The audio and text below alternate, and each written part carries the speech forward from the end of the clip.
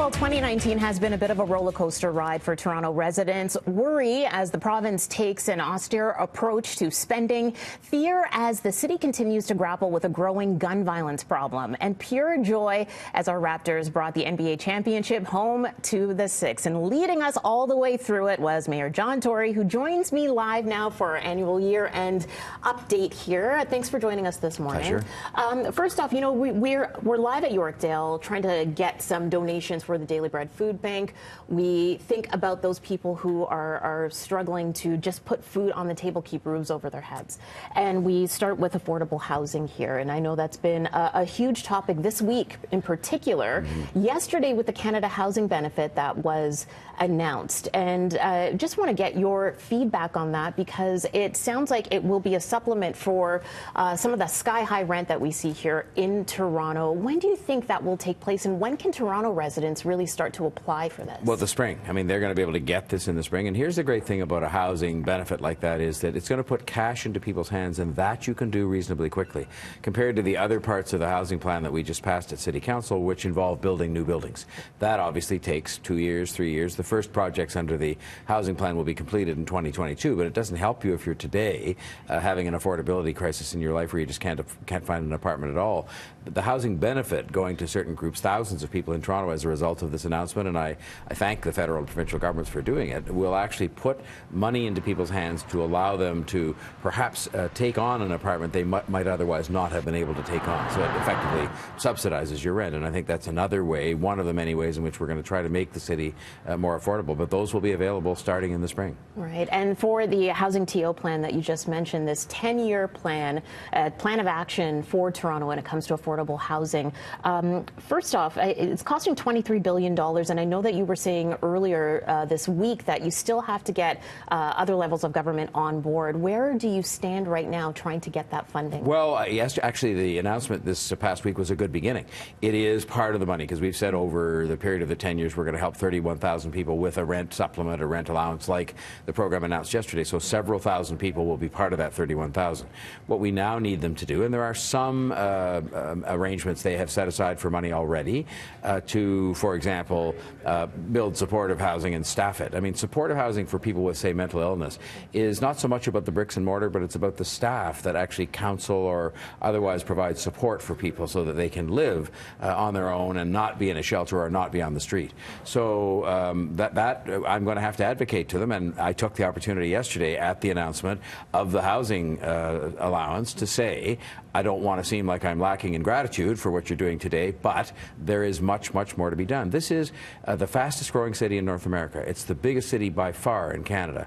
And so I think there has to be an increasing recognition by both provincial and federal governments that that is going to give us challenges that are bigger than what you might face elsewhere. And so they do need to step up, and I'm talking to them about that, and they're not unreceptive, but just like we had to do with Toronto community housing repairs and transit money, you've got to keep working together with them, keep at them, keep after them, and I think in the end we will get some successful results. But there's a lot of money that needs to be put up to achieve these goals. Right, and some of that money coming from a new property levy that was announced. Share. Yes, our share for Toronto that was announced and passed at City Council earlier this week.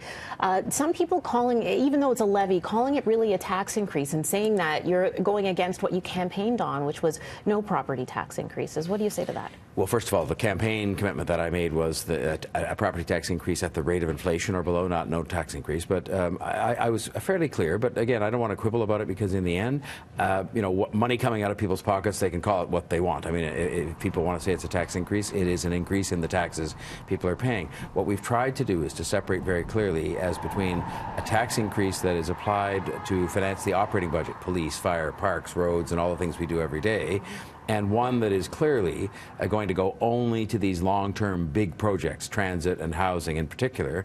And I think people understand. I think they know the city's on the right track, but I think they know we have to build transit, we have to build more of this affordable housing, and I think they know it's not free.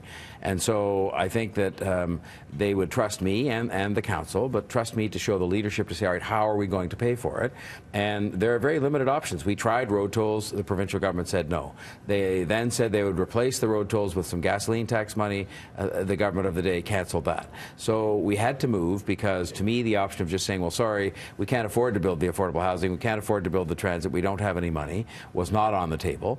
And I have to be in a position, I think, when I go to these other governments, further to your earlier question, and say, I need your help, where I can say, we've put up our share. Torontonians have paid their share, and so that's what we did, and people will judge that, at the time of the next election, if not before. But I'm confident that it's the right thing to do to protect our success, to keep Toronto going in the right direction, that it just isn't an option not to build the transit and not to provide for affordable housing. Okay. Staying on the property tax vein here, the highest and best use taxes. We've been speaking to a lot of business owners, small businesses, especially on Yonge Street and other parts of downtown, that are now waiting for their 2020 property assessment, many of them dreading it because they've seen their property taxes jump 500% in some cases for very few of those businesses. And I know that the city has done what it can to limit that amount. Is there anything more long-term that you're looking at, the city's looking at, to help those small businesses? What we have done is, I'll call it a Band-Aid, but that's what it is. It's all we can do, is we've capped the actual property tax increase any of those small businesses can face at 10%. But the real problem is what you said right at the beginning. Every piece of property seems to be assessed these days on the basis that it will be a condo tower. And of course that would make the assessment very high.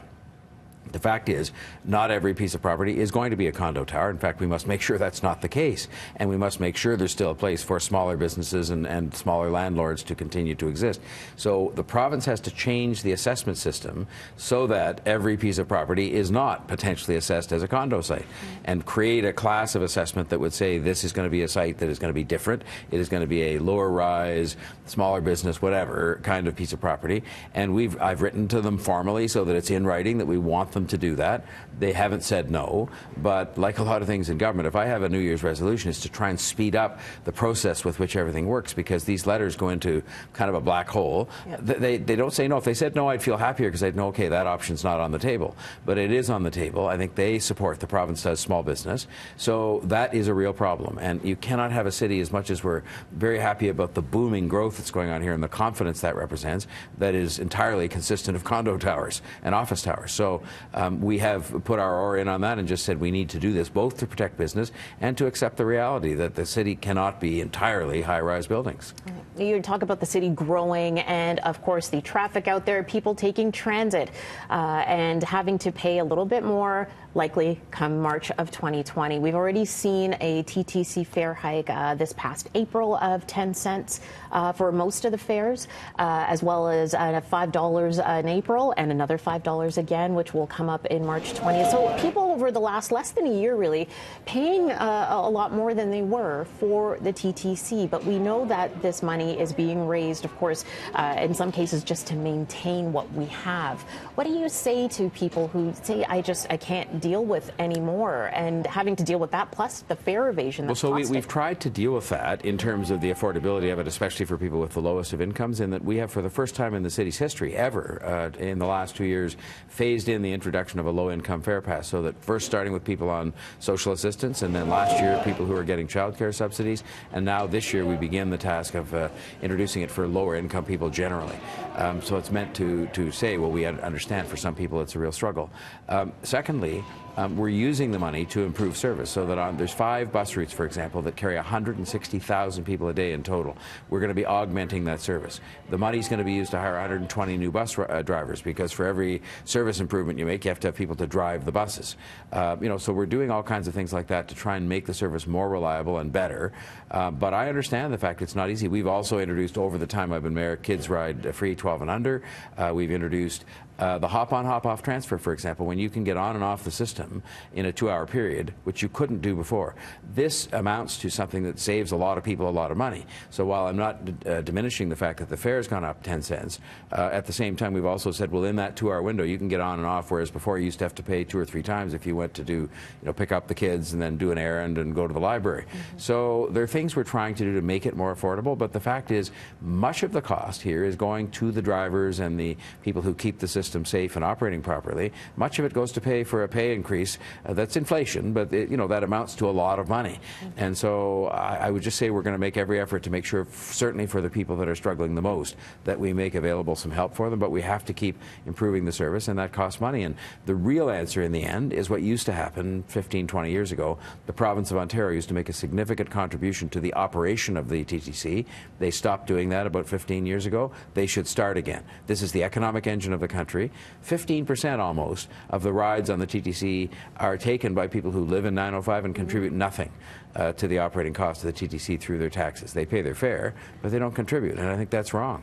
The people in Toronto are subsidizing their rides every single day, and we're nice people here, but I mean, that isn't fair. What about the Ontario line now? Of course, this is the crown jewel in the province's transit plan. Is there any concern, especially with news earlier this week, that the province canceled the Hamilton LRT?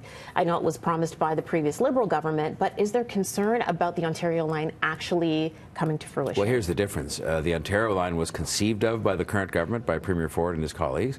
The agreement that we entered into to build it was an agreement we entered into with that government, and we did it like 3 months ago. So to me, I mean, the notion that this one will end up falling victim to some problem with costs or so on is, I think, zero, just because they conceived of it, they are paying for it, they signed an agreement with us to build it, and it was all done very recently. So I'm optimistic, as much as it did bog us down a little bit from the plans we had earlier to build the relief line and the Scarborough subway and so on, that it's a plan they conceived of. I happily signed the agreement because I think it's good for Toronto, and we'll get on with it now. That's the challenge for us, is them and us get on with building it, because we need it. We need it in places like Thorncliffe Park and Flemington Park.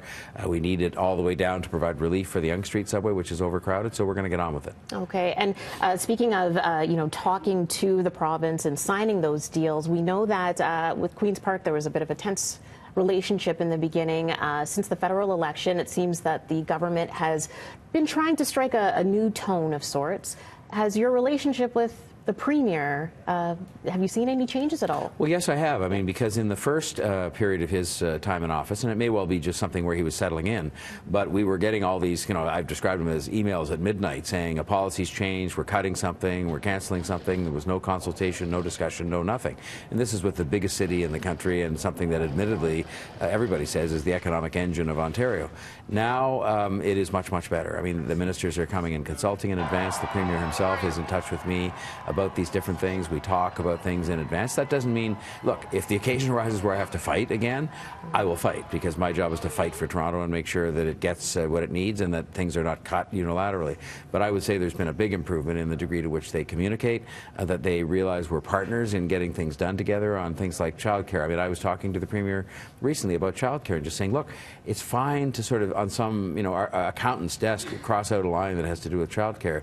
It's not so fine, for the families where somebody's going to have to stop working, and that might in turn lead to them losing their house because they can't keep making the mortgage payments.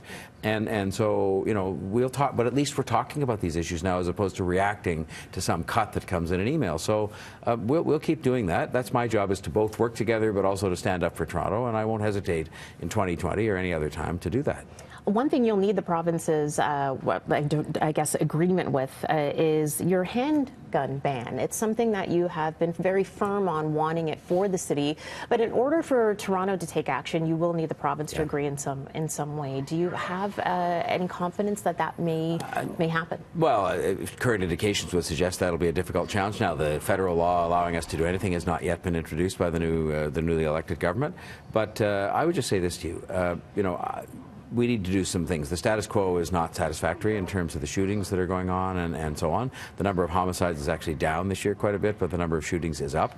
And so I'll be canvassing. I'm going to call together a meeting of the mayors from the GTA, and we will invite somebody from the province and the federal government to come and sit down and say, all right, we're trying to provide additional support for the police through the police budget. We're advocating changes to laws like the bail laws, which are producing some ridiculous results of people being out 2 and 3 times on gun charges.